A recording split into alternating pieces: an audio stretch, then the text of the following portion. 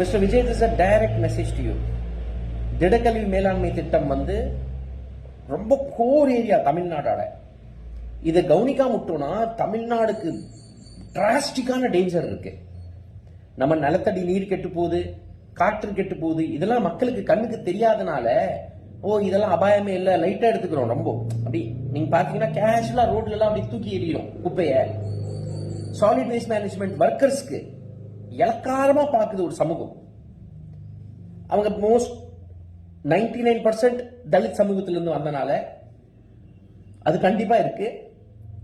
And இது காலங்காலமா இந்த பார்ப்பனிய மாடல் இருக்குல்ல, இன்னும் நல்லா குமிஞ்சு குமிஞ்சு வேலை செய்யற ஆளு இன்னும் கீழே குமிஞ்சு வேலை செய்யறாங்க. கீழ்த்தனமா பார்க்கணும். இந்த மாதிரி இந்த கீழ்த்தனமா நான் பார்வையில டிஎம்கே பார்த்துச்சு, தண்டனை அனுபவிச்சுட்டு இருக்காங்க. சும்மா காலங்காத்தா இந்தா சோறு போடுறோம், இதனால வேலைக்கு ஆகாது. நீங்க அதே தப்ப பண்றீங்க mister Vijay. Private public partnership of waste collection likely in 12 கார்பரேஷன்ஸ்ங்கிறீங்க. ஆல்ரெடி அப்படிதான் போயிட்டு இருக்கு. அவுட் சோர்சிங் மாடல்ல தான் எல்லா கார்பரேஷன்ஸ்ல போயிட்டு இருக்கு. இதுக்கு தனியா நீங்க ஒரு கன்சல்டன்ட் கூப்பிட்டு 4.5 கோடி ரூபாய் கொடுத்து கன்சல்டன்சி கொடுத்துட்டு இருக்கீங்க. சரி, தீர்வு என்னடா இருக்கு உங்ககிட்ட? நாங்க டைரக்டா தீர்வு சொல்றோம் உங்களுக்கு. நம் திடக்கல்வி மேலாண்மை திட்டத்துல இந்த தீர்வை எடுக்காத வரைக்கும் திடக்கல்வி மேலாண்மை திட்டம் பிரச்சனை முடிய போறதே இல்லை. நீங்க எவ்வளோ பெரிய மேதாவிகளை கூப்பிட்டுக்கோங்க, இன்டெலெக்சுவல்ஸ் கூப்பிட்டுக்கோங்க, இது தீராது. ஸோ சொல்யூஷன் இதுதான். தெளிவா கேளுங்க. நம்பர் 1, ஒரு solid training program for sanitary workers and citizens alike. Sanitary workers இப்போ சேலம் பொறுத்த வரைக்கும் 3000 பேர் இருப்பாங்க.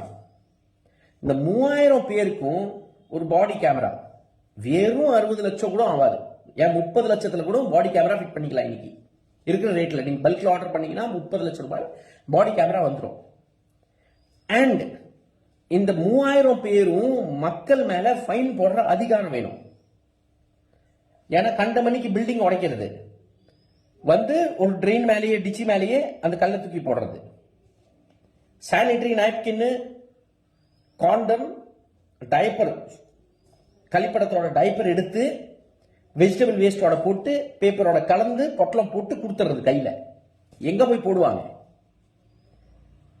ஸோ ட்ரைனிங் ப்ரோக்ராம் என்னன்னா, இந்த எங்க சேலத்துல ஒரு 4-5 லட்சம் வீடு இருக்கும். 5 லட்சம் வீடுக்கு ஒரு புக் அடிங்க. டூஸ் அண்ட் டோன்ட்ஸ் 2 ரூபாய் ஆகும். சின்னதா புக்லெட் தெளிவா சொல்லுங்க. மக்கள் என்ன பண்ணும், என்ன பண்ணக்கூடாது. இதை நீ ஒத்துக்கலனா உன் மேல ஃபைன் வரும் சொல்லுங்க. ஃபைன் போடுற அதிகாரம் சானிட்டரி ஒர்க்கர்ஸ் கையில கொடுத்துருங்க. ஐயா, மக்கள் வந்து குப்பையை தப்பா ட்ரீட் பண்றதுனால இன்ஃப்ராஸ்ட்ரக்சர் பர்டன் இருக்குல்ல. நான் திரும்ப வருஷம் டிச்சி உடைச்சு ஹைட் ஏத்திட்டே போயிட்டு இருக்கேன். டிச்சியோட பாலத்தோட ஹைட் போயிட்டே இருக்கு மேல. பல இடத்துல கார் போய் மாட்டிக்குது, அதுல ஏறவே மாட்டிக்குது. சோ நீங்க இது கண்டினியூஸா நம்ம பண்ணிட்டு இருக்க முடியாது.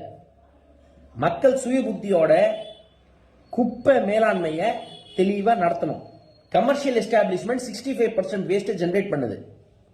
அந்த 65% வேஸ்ட் ஜெனரேஷனை அவங்க நல்லா பொறுப்பா ஹேண்டில் பண்ணணும். கன்ஸ்ட்ரக்ஷன் கம்பெனிஸ் பொறுப்பா ஹேண்டில் பண்ணணும். பில்டிங் இடிக்கிற போது பில்டிங் டெப்ரிக்கு ஒரு பக்கம் டிமாண்டும் இருக்கு, ஒரு பக்கம் சப்ளையும் இருக்கு. ரெண்டையும் கிளப் பண்ணுங்க. ஸோ அங்கங்க அனாமத்தா கொட்டி வச்சுட்டீங்க வச்சுக்கோங்க, அது மேல மக்கள் குப்பை கொட்டிட்டே இருப்பாங்க. ரொம்ப மோசமான நிலையில் இருக்கு நம்ம குப்பை சமாச்சாரம். ஐயா, ஒரு பிளாஸ்டிக் கவரை எரிச்சிங்கன்னா இந்த என்டையர் ரூம்ல இந்த ஃபிகர்ஸ்க்கு என்ன இருக்கு, கேன்சர் காஸ் பண்ணும். அவ்வளவுதான். ஒரு 30 பேர் 50 பேர் கேன்சர் காஸ் பண்ணிடும். அவ்வளோ தன்மை வெளியே வரும் அதுல இருந்து. நம்ம தினசரி எத்தனை டன் கணக்கில் எரிச்சிட்டே இருக்கோம். எவ்வளோ ஹெல்த்துக்கு பாதிப்பு ஆகிறோம். நிலத்தடி நீரை கெடுக்கிறோம். நான் இது ஒப்பாரி போடுறதுக்காக இந்த போஸ்ட் போடல. கிளியர் கட் சொல்யூஷன் கொடுக்குறோம் உங்களுக்கு. Today sanitary workers are able to fine, நம்ம சானிட்டரி திடக்கல்வி மேலாண்மை திட்டத்தில் இருக்கிற ஒர்க்கர்ஸ் என்னைக்கு ஃபைன் போட ஆரம்பிக்கிறாங்களோ 70% வேலை குறைஞ்சிரும். ஐயா, 70% வேலை குறைஞ்சிரும். கேஸ் பற்றாக்குறை தீவிரமா இருக்குல்ல. நான் என் வீட்டில் பயோகேஸ் பிளான்ட் போட்டு 6 வருஷம் ஓட்டிட்டு இருந்தேன். 1 கிலோ வேஸ்ட் 45 நிமிஷம் கேஸ் எரியும். 1 கிலோ வேஸ்ட்ல வெஜிடபிள் வேஸ்ட், காய்கறி வேஸ்ட், 1 கிலோ வேஸ்ட்ல 45 நிமிஷம் கேஸ் எரியும். நீங்க சேலத்துல வீராணாம்ல ஒரு 5 டன் பிளான்ட் போட்டீங்க. ஒரு தாட்டி ரன் பண்ணல, ஆஃப் பண்ணி அது மக்கி போயிடுச்சு. பயோகேஸ் ஹார்னஸ் பண்ணணும்னா செக்ரிகேட்டட் வேஸ்ட் வேணும்.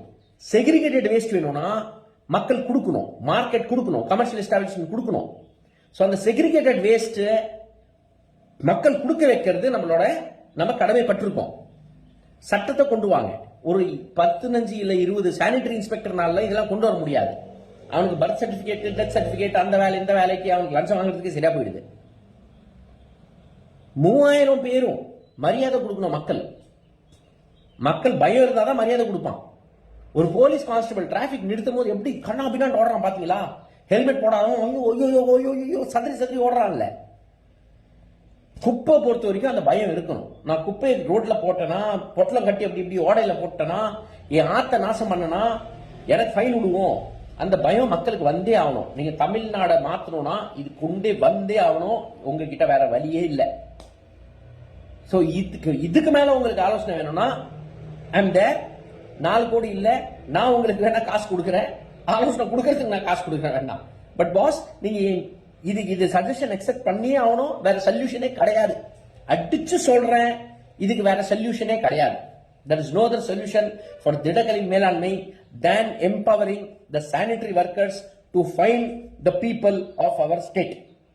நம்ம நாட்டில் டிசிப்ளின் கிடையாது.